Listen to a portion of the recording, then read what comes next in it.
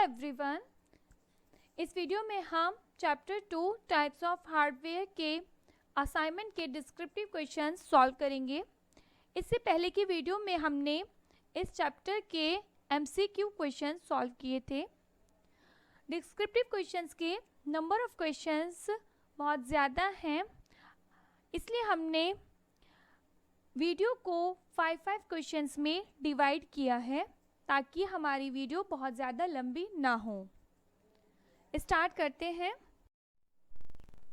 First question is which one of the following is a soft copy and a hard copy. यहाँ पे पहले हम soft copy and hard copy क्या होता है ये समझते हैं। हमें कंप्यूटर से 2 टाइप्स के आउटपुट मिलते हैं, एक सॉफ्ट कॉपी की फॉर्म में, दूसरा हार्ड कॉपी की फॉर्म में। तो सॉफ्ट कॉपी के आउटपुट्स हमारे वो आउटपुट्स होते हैं जिनको हम सिर्फ देख सकते हैं, इन आउटपुट्स को हम टच नहीं कर पाते हैं। हार्ड कॉपी के आउटपुट्स हमारे वो आउटपुट्स होते हैं जिनको हम टच कर सकते हैं, वो फिजिकल फॉर्म में होते हैं। तो फर्स्ट हमारा क्वेश्चन है output on a monitor. Monitor से हमें सॉफ्ट कॉपी की फॉर्म में आउटपुट मिलता है। इस पे हमें जो आउटपुट मिलता है उसको हम सिर्फ मॉनिटर की स्क्रीन पर ही देख पाते हैं। सेकंड है output on a printer. Printer से हमें आउटपुट हार्ड कॉपी की फॉर्म में मिलता है। यह हमारा आउटपुट पेपर पे टेक्स्ट प्रिंट होता है जिसमें हमारी इमेजेस भी हो सकती हैं, इसको हम टच कर पाते हैं। Next question is what role do input unit and output unit play in a computer system. Computer system में input unit and output unit क्या रोल प्ले करती है। हम जानते हैं हमारा कंप्यूटर आईपीओ साइकिल फॉलो करता है। आई से इनपुट, पी से प्रोसेस, ओ से आउटपुट। तो यहाँ पे हमारा जो इनपुट है वो इनपुट यूनिट से मिलता है। इनपुट यूनिट यूज़र से इनपुट को एक्सेप्ट करती है। इनपुट में हमारे डेटा एंड इंस्ट्रक्शंस रहते हैं, ठीक है। तो यहाँ पे हमारा जो इनपुट है वो वेरियस डिवाइसेस से लिया जाता है, जैसे कि कीबोर्ड है, माउस है, जॉयस्टिक है। तो इनपुट जो है वो क्योंकि एक स्पेसिफिक इनपुट के लिए हमारे स्पेशल इनपुट डिवाइसेस बनाई गई हैं। तो इसको हम ऐसे लिखेंगे आंसर को, input unit, the input unit is responsible for accepting input, that mean data and instructions from the user.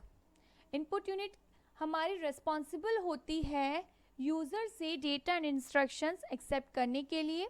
some input devices are keyboard, mouse etc. make the input unit of a computer. okay, तो ये devices हमारी मिलकर क्या बनाते हैं, input unit बनाती हैं computer की। देन आउटपुट यूनिट, हमारी आउटपुट यूनिट क्या करती हैं कि जब हमारा कंप्यूटर हमारे इंस्ट्रक्शंस और डेटा के अकॉर्डिंग प्रोसेसिंग कंप्लीट कर लेता है तो आउटपुट यूनिट हमारे रिजल्ट को ह्यूमन रीडेबल फॉर्म में हमें प्रोड्यूस करती है, ठीक है। यहाँ पे हम ह्यूमन रीडेबल फॉर्म यानी कि जिसको हम यूज़र उसको इजीली रीड कर पाते हैं, उसको हम समझ पाते हैं, क्योंकि कंप्यूटर हमारा 0110 की फॉर्म में प्रोसेसिंग करता है। प्रोसेसिंग के बाद में जब उसको हमारा जो रिज़ल्ट है, आउटपुट है, वो 0110 की फॉर्म में आउटपुट यूनिट को पहुंचाता है और आउटपुट यूनिट उसको हमारे रीडेबल फॉर्म में, हमारी अंडरस्टैंडिंग की फॉर्म में उसको कन्वर्ट करके हमें आउटपुट की स्क्रीन पर प्रोवाइड करती है। तो हमारे आउटपुट डिवाइसेस होता है, मॉनिटर है, प्रिंटर है, प्लॉटर हैं, इस तरह की हमारी बहुत सारी आउटपुट डिवाइसेस हैं जो कि आउटपुट यूनिट बनाती हैं। तो इसका आंसर हम ऐसे लिखेंगे, the output unit is responsible for producing the output in user readable form. Various output devices like monitor, printer, plotter etc. make the output unit of a computer. Next question is, describe the functioning of a computer. तो देखिए, हमने भी देखा था कि computer हमारा IPO cycle follow करता है, इनपुट, प्रोसेसिंग, आउटपुट। तो हमने अभी लास्ट क्वेश्चन में इनपुट पढ़ा, आउटपुट पढ़ा है। देन जो प्रोसेसिंग वाला पार्ट है उसे कौन करता है? उसे हमारा CPU करता है। ओके, CPU को हम कंप्यूटर का रियल ब्रेन कहते हैं, क्योंकि जो भी हमारी प्रोसेसिंग है, जो भी टास्क है, उसका वो हमारा CPU ही परफॉर्म करता है। ओके, तो इसको हम देखिए, इसके आंसर को देखते हैं। CPU of a computer system is the real brain behind all the processing that takes place. Okay, जो भी प्रोसेसिंग होती है तो उसमें जो भी रियल ब्रेन रहता है, या यानी कि जो हमारी प्रोसेसिंग करता है, वो कौन करता है? CPU करता है। For processing instructions and data are made available to CPU, है ना। इनपुट डिवाइसेस हमारी क्या करती है? CPU को इंस्ट्रक्शंस एंड डेटा प्रोवाइड कराती हैं, and CPU processes the provided data with the given instructions. ठीक है, फिर इंस्ट्रक्शंस के अकॉर्डिंग, ठीक है, इंस्ट्रक्शंस और डेटा के अकॉर्डिंग CPU उस पर प्रोसेस करता है। हम इसको एक एग्जांपल से समझते हैं कि सपोज हमें 2 नंबर्स का मल्टीप्लिकेशन करना है, तो हम कंप्यूटर को इनपुट जो कराएंगे, हम इस फॉर्म में भी करा सकते हैं कि मल्टीप्लाई 7 एंड 9, या फिर हम इसको ऐसे लिख सकते हैं A is equal to 7 cross 9। ठीक है, यहाँ पे हमारा जो 7 है एंड 9 है वो क्या है? डेटा है। ठीक है, क्योंकि हमने इनपुट डेटा और इंस्ट्रक्शंस की फॉर्म में डालना है, तो 7 एंड 9 हमारा यहाँ पे डेटा रहेगा, और यहाँ पे जो हमने मल्टीप्लाई लिखा है, या यहाँ पे हमने और में, है ना, क्रॉस का सिंबल बनाया है, यानी कि ये क्या है? इंस्ट्रक्शन है। हम कंप्यूटर को इंस्ट्रक्शन दे रहे हैं कि उसको 7 एंड 9 का प्रोडक्ट फाइंड आउट करना है। तो CPU उसका मल्टीप्लिकेशन करेगा, और उसका जो रिजल्ट है, फाइनल रिजल्ट 7 9 जा 63, हमें आउटपुट स्क्रीन पर इसको प्रोवाइड करा देगा। Okay, next question is, what role does the memory play in the functioning of a computer system? Computer system की फंक्शनिंग में मेमोरी क्या रोल प्ले करती है? अभी जैसे कि हम कंप्यूटर के प्रोसेस को समझ रहे हैं कि input, process and output, IPO, तो मेमोरी क्या करती है? जब कंप्यूटर में हमारा CPU किसी भी टास्क को परफॉर्म करता है, तो उसको टास्क को परफॉर्म करते हुए डेटा और इंस्ट्रक्शंस को एक कहीं पे भी स्टोर करने के लिए एक स्पेस की ज़रूरत पड़ती है। ठीक है, तो जो जहाँ पे हमारा CPU डेटा और इंस्ट्रक्शंस को होल्ड करके रखता है प्रोसेसिंग के टाइम पर, उस स्पेस को हम कंप्यूटर की मेमोरी कहते हैं। फिर प्रोसेसिंग के बाद में हमें अपने जो रिजल्ट है उसको स्टोर करने की ज़रूरत पड़ती है, जिसको हम परमानेंट स्टोर करना चाहते हैं। फिर उसके लिए भी उसको एक मेमोरी की ज़रूरत पड़ती है। तो हमारा जो कंप्यूटर में मेमोरी का काम होता है, उसमें हमारे रिजल्ट को परमानेंट स्टोर करने के लिए होता है। दूसरा, हमारा प्रोसेसिंग के टाइम पर डेटा एंड इंस्ट्रक्शंस को होल्ड करने का काम होता है। तो इसके आंसर को हम ऐसे लिखेंगे, CPU needs to have some place where it can hold instructions and data during the processing, and once processing is over, it needs a place where it can store the result permanently. This place is the memory of a computer.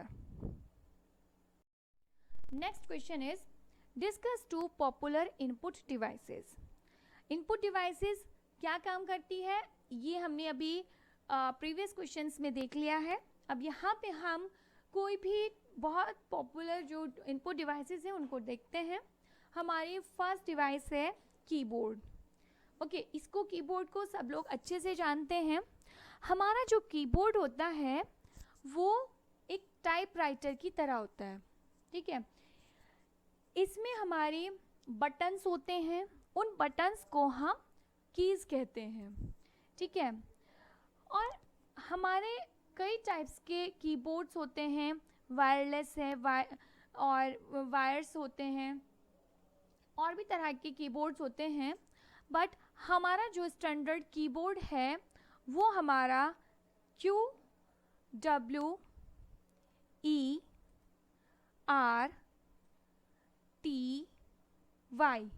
ये होता है, ठीक है। QWERTY का देखिए क्या मतलब होता है कि जब हम कीबोर्ड पे आप ये देखेंगे ना, जो अल्फ़ाबेटिकल कीज़ हैं तो इसकी जो स्टार्टिंग की कीज़ है वो इस फॉर्म में होती हैं, QWERTY के फॉर्म में होती हैं, ठीक है। ये हमारे स्टैंडर्ड कॉमन कीबोर्ड्स होते हैं जिनको हम कॉमनली यूज़ करते हैं।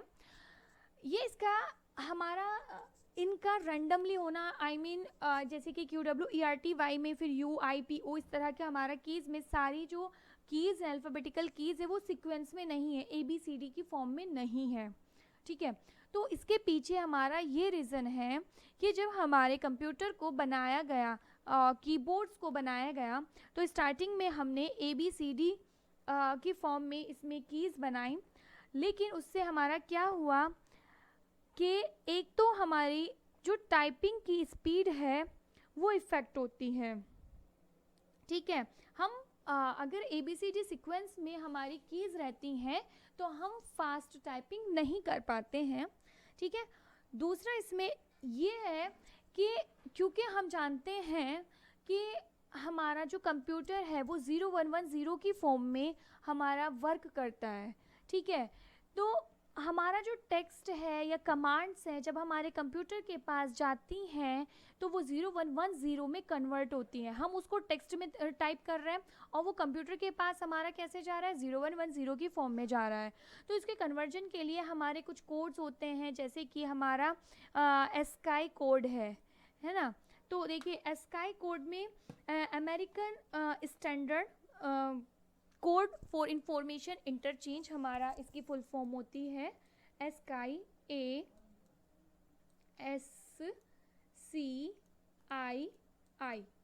American code for information interchange,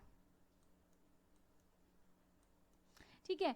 तो इसमें ना क्या होता है कि हमारे जो कैरेक्टर्स हैं, सिंबल्स हैं, जैसे कैपिटल A है, कैपिटल A का हमारा ASCII कोड होता है 97, ठीक है। इस 97 को हम बाइनरी में कन्वर्ट करते हैं।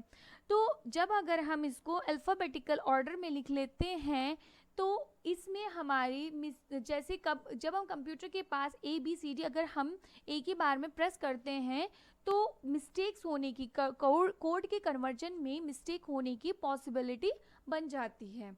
तो इस वजह से कि इसमें एरर ना हो, इसको एरर फ्री करने के लिए हमारा कीबोर्ड QWERTY की फॉर्म में बनाए जाते हैं, ओके। तो इसके आंसर को हम ऐसे लिखेंगे, keyboard is a typewriter like device which is used to type in the letters, digits and commands. A keyboard contains a matrix of switches, one switch per key. Each key when pressed sends a digital code to the computer that determines which key has been pressed. यानी कि देखिए यहाँ पे जब sensor digital code बोल रहे हैं यानी कि 0110 में उसको कन्वर्ट करके कंप्यूटर के पास, दैट मीन CPU के पास उसको भेज देता है। सेकेंड है हमारी the mouse. The mouse is a pointing device that points to a position on a computer screen. Mouse controls movement of a pointer on a screen. A mouse generally has 2 or 3 buttons and it may or may not have a wheel. ठीक है, देखिए mouse को हम क्या कहते हैं, एक pointing device कहते हैं, क्योंकि माउस क्या करता है, हमारे कंप्यूटर पे यानी कि मॉनिटर पे जो भी हमारे फाइल्स फोल्डर्स होते हैं, आइकन्स होते हैं, इमेजेस होती हैं उन सबको पॉइंट आउट करता है। जहाँ पे भी हमारा माउस का कर्सर जाता है, ठीक है, उसी को हम पॉइंट कर लेते हैं, इसलिए इसको पॉइंटिंग डिवाइस कहा जाता है। ठीक है, फिर ये है ना सिलेक्शन का काम करता है। हम इसमें फाइल्स को सेलेक्ट करते हैं, फोल्डर्स को सेलेक्ट करते हैं, ड्रैग एंड ड्रॉप्स कर सकते हैं। ठीक है, तो ये तो इसकी फंक्शनैलिटी होती है। बाकी अगर हम इसके फिजिकल पार्ट्स की बात करें तो माउस में हमारे 3 बटन्स या 2 बटन्स होते हैं। ठीक है, नाउ डेज हमारे माउस में सिर्फ 2 ही बटन्स होते हैं, left button and right button, और एक व्हील होता है। ठीक है, उस व्हील से हम उसके जो स्क्रोल है, स्क्रोल को अप एंड डाउन कर पाते हैं। बटन से हमारा इसमें लेफ्ट बटन जो रहता है उसको हम प्राइमरी बटन कहते हैं, क्योंकि ये हमारा क्या करता है, मतलब सिलेक्शन का जो वर्क है वो हमारा राइट बटन काम करता है, वो सॉरी लेफ्ट बटन काम करता है, इसलिए इसको प्राइमरी बटन कहा जाता है। ठीक है, और हमारा इसमें दूसरा राइट बटन होता है। तो ये था हमारे माउस के बारे में। इस वीडियो में बस इतना ही। नेक्स्ट वीडियो में हम इसके आगे के जो नेक्स्ट 5 क्वेश्चंस हैं वो सॉल्व करेंगे। अगर आपको मेरी वीडियो पसंद आई हो तो आप लाइक करना एंड शेयर करना ना भूलें। Thank you so much.